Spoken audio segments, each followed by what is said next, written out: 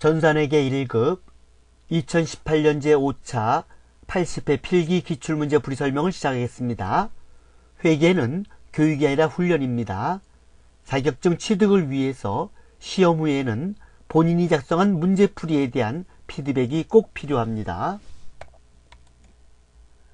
1번 다음 내용을 보고 결산 시점의 수정 분계로 적절한 것은 9월 1일 본사 건물에 대한 화재 보험료 150만원을 보통예금 계좌에서 이체하였다. 경리부에서는 이를 전액 비용 처리하였다. 12월 31일 결산 시점에 화재보험료 미경과분은 100만 원이다. 결산 시점의 수정분계를 물어봤습니다. 그러면 9월 1일 차변의 보험료 150만원, 대변의 보통예금 150만원이고 결산 시점에는 미경과분에 대해서 선급비용으로 처리합니다. 차변의 선급비용 100만원, 대변엔 보험료 100만원입니다. 답은 4번입니다. 2번 다음 거래를 분계할 때 거래의 8요소 중 잘못된 것은 주식회사 한세는 기계장치 1700만원을 주식회사 서울에서 구입하고 먼저 지급하였던 계약금 170만원을 차감한 나머지는 1개월 후에 지급하기로 하였다. 기계장치를 구입했으니까 차변엔 기계장치라는 자산이 증가를 하고 계약금은 선급금이었습니다. 선급금이라는 자산이 감소하고 1개월 후에 지급하기로 했기 때문에 미지급금이라는 부채가 증가를 하는 겁니다.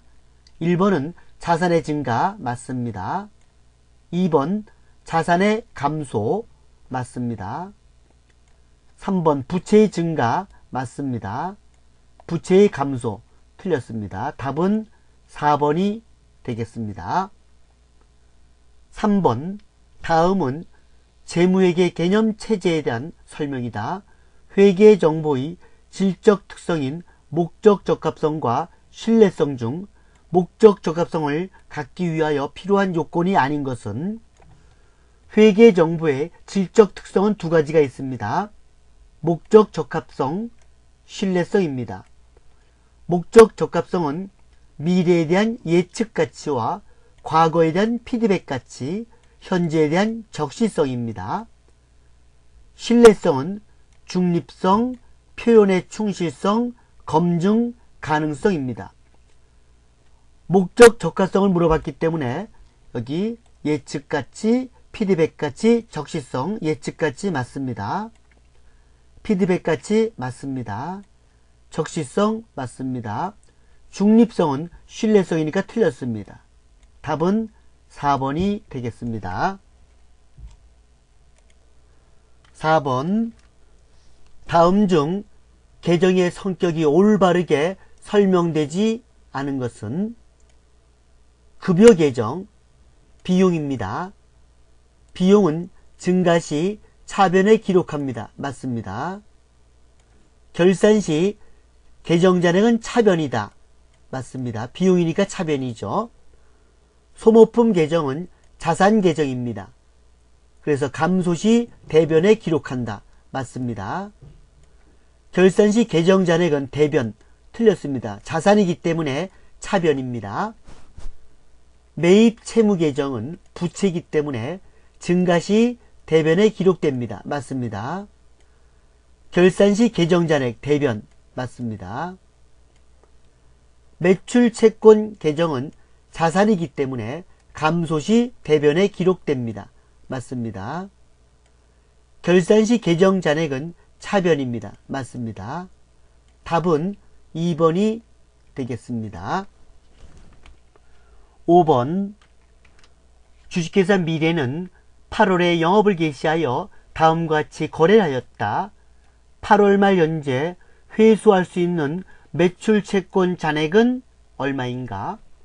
8월 2일 주식회사 우리에게 제품 500만원을 외상으로 납품하다. 분기하면 차변의 외상 매출금 500만원, 대변의 제품 매출 500만원입니다. 8월 4일 납품한 제품 중 하자가 발견되어 10만원이 반품되다. 매출 환입입니다. 음수로 표시하지 말 것 이러면 차변엔 제품 매출 10만원, 대변엔 외상 매출금 10만원이 되고 음수로 표시할 것 하게 되면 차변엔 외상 매출금 마이너스 10만원, 대변엔 제품 매출 마이너스 10만원이 되겠습니다. 8월 20일 주식회사 우리의 외상 대금 중 300만원을 회수 시 조기자금 결제로 인하여 약정대로 5만원을 할인한 후에 잔액을 현금으로 받다. 외상 매출금 회수이기 때문에 대변의 외상 매출금 300만원이 감소하고 매출 할인 5만원 발생하고 현금이라는 자산이 295만원 증가합니다. 지금 문제는 8월 말 현재 회수할 수 있는 매출채권 잔액을 물어봤기 때문에 500만원에서 10만원을 차감하고 300만원을 차감하면 되겠습니다. 그래서 190만원 2번이 정답입니다. 6번 무형자산과 관련된 다음의 설명 중 옳지 않은 것은 유형자산은 물리적 실체가 있으며 감가상각비에 대해서 간접법으로 상각하며 감가상각 누계 계정을 사용합니다. 무형자산은 물리적 실체가 없고 직접법으로 상각하여 무형자산 계정에서 직접 차감합니다. 개발비는 개발 단계에서 발생하여 미래의 경제적 효익을 창출할 것이 기대되는 자산이다. 맞습니다. 무형자산의 취득 원가는 매입 금액의 부대 비용을 가산한다. 맞습니다. 무형자산을 직접 차감하여 상각하는 경우 무형자산 상각비 계정을 사용한다. 맞습니다. 영업활동에 사용할 목적으로 보유하는 자산으로 물리적 실체가 있는 경우 무형자산으로 분류한다. 무형자산은 물리적 실체가 없습니다. 이거 틀린 말입니다. 답은 4번입니다. 7번 다음 자료를 기초로 매출 총이익을 계산하면 얼마인가? 매출액, 총매입액, 기초상품 재고액, 기말상품 재고액, 매입시 운반비, 매입 환출 및 애누리가 나와 있습니다. 매출 총이익은 매출액 마이너스 매출 원가입니다. 여기 매출액이 260만원을 있고 매출 원가는 기초상품 재고액 플러스 단기 순매입액인데 여기 총매입액이 나와 있습니다. 이건 도하고 그리고 매입시 운반비 역시 도합니다. 그러나 매입 환출 및 애누리는 차감합니다. 그래서 순매입액은 총매입액에다가 운반비 도하고 매입 환출 및 애누리 빼면 순매입액이 나오게 되고 기말상품 재고액 뺍니다. 그래서 기초상품 재고액 70만원, 단기총 매입액 120만원 도하고 운반비 2만원 도하고 매입 환출 애누리 15만원 빼고 기말상품 재고액 40만원을 빼게 되면 매출 원가가 137만원입니다. 문제는 매출 총이익을 물어봤기 때문에 매출 총이익은 123만원이 되겠습니다. 답은 1번입니다.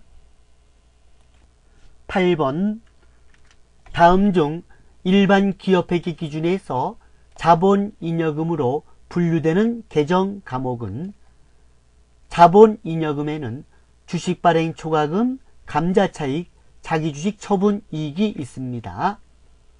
자기주식, 자본조정입니다. 틀렸습니다. 감자차익, 자본잉여금입니다. 맞습니다. 단기 매매증권 평가이익은 영업의 수익입니다. 틀렸습니다. 매도 가능증권 평가이익은 기타 포괄손익 누계액입니다. 틀렸습니다. 답은 2번이 되겠습니다. 그러나 이런 문제가 나오면 프로그램의 계정 감호 및 적용 등록을 참조하면 되겠습니다. 기초정보관리의 계정 감호 및 적용 등록을 클릭합니다. 계정 체계에서 자본 잉여금을 클릭합니다.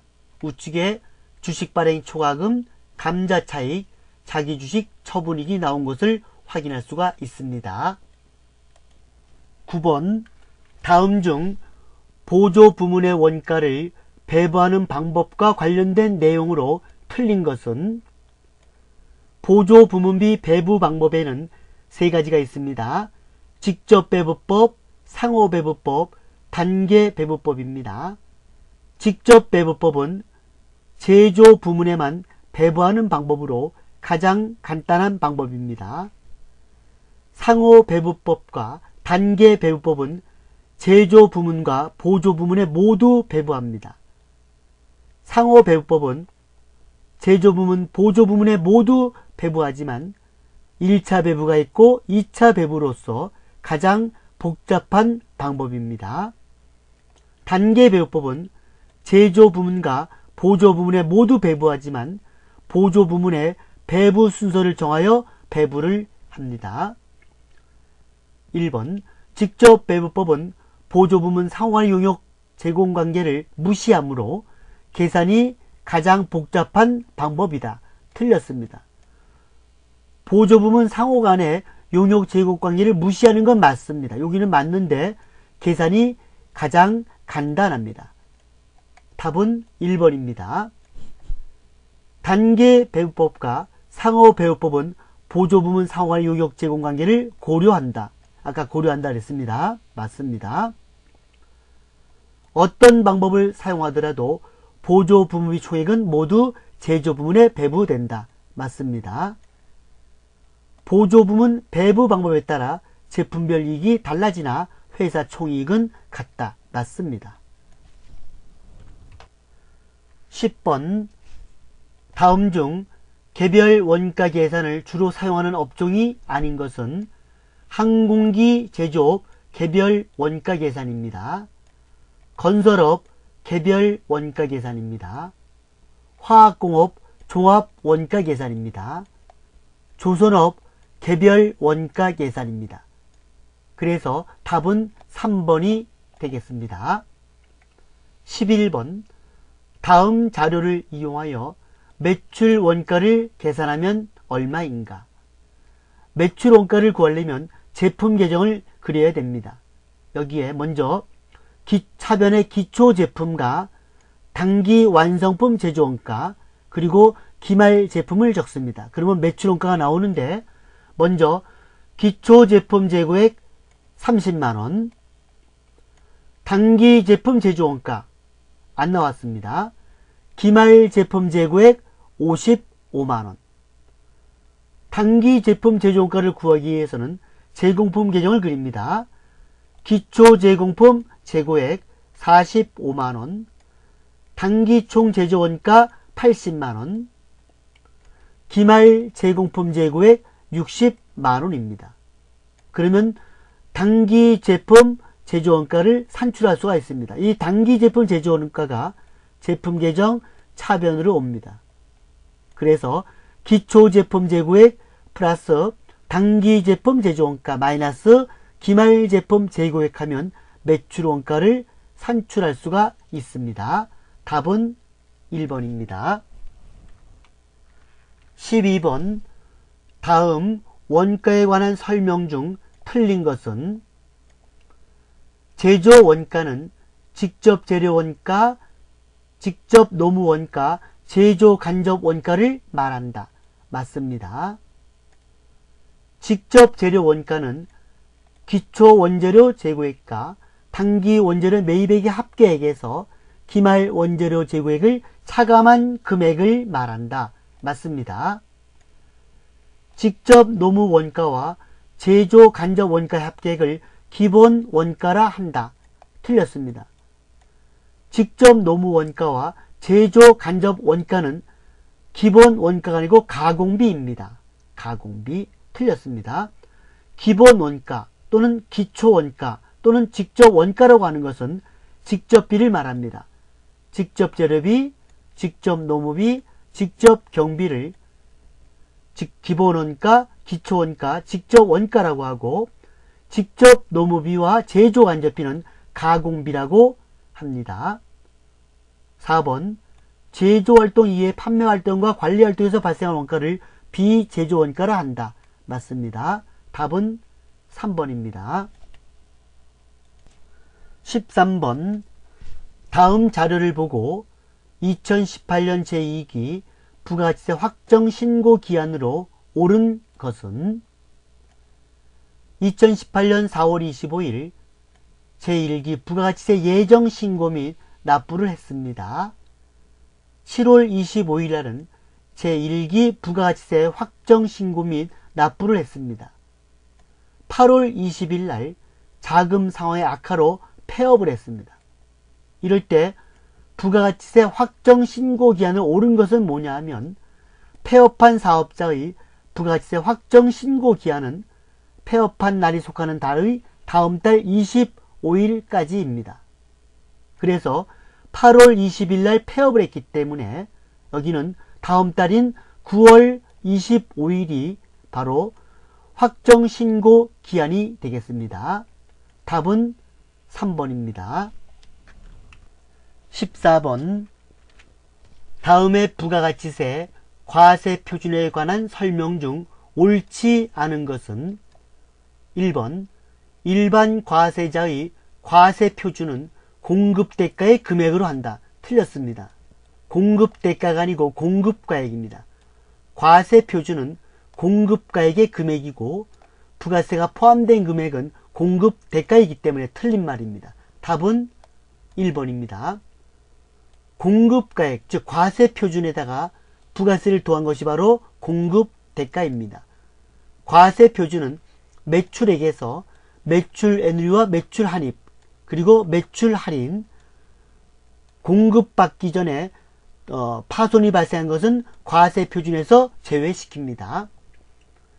대손금은 과세 표준에 포함하였다가 대손세액으로서 공제를 받습니다. 이건 전산세무 2급에 가면 대손세액 공제 신고서가 있는데 대손 금액에 대해서는 대손세액 공제를 받습니다. 맞습니다. 매출 에누리와 환입은 과세 표준에 포함되지 않는다. 맞습니다. 공급받는 자에게 도달하기 전에 파손, 멸실된 재화의 가액은 과세 표준에 포함되지 않는다. 맞습니다. 15번 다음 중 부가가치세법상 면세대상 거래에 해당하는 것은 면세대상은 학원비입니다. 그러나 무도학원과 자동차학원은 과세입니다. 대중교통, 시내버스, 시외버스와 지하철은 면세입니다. 처방전, 약값, 그러나 일반 의약품은 과세입니다. 예술 및 문화행사, 이거 역시 면세입니다. 1번 운전면허학원의 시내 연수, 과세입니다. 과세. 프리미엄 고속버스 운행, 과세입니다. 일반 의약품, 과세입니다.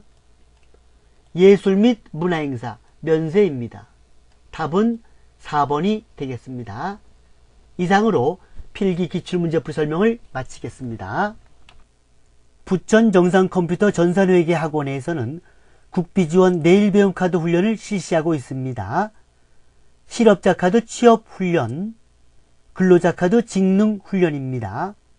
평일반은 월수금으로 오후 7시 20분부터 10시 20분까지이고 주말반은 토요일반, 일요일반으로 오후 1시에서 7시까지입니다. 고등학교, 대학교 재학생도 수강이 가능합니다. 인터넷 동영상 강좌 수강 안내입니다. 전산회계 2급, 전산회계 1급, 전산세무 2급, FAT 1급, 정규과정과 기출문제 풀이이며 정규과정 교재 파일은 제공합니다. 전과정 1개월에 7만원이고 2개월에 10만원입니다. 학원생은 무료로 수강할 수 있습니다.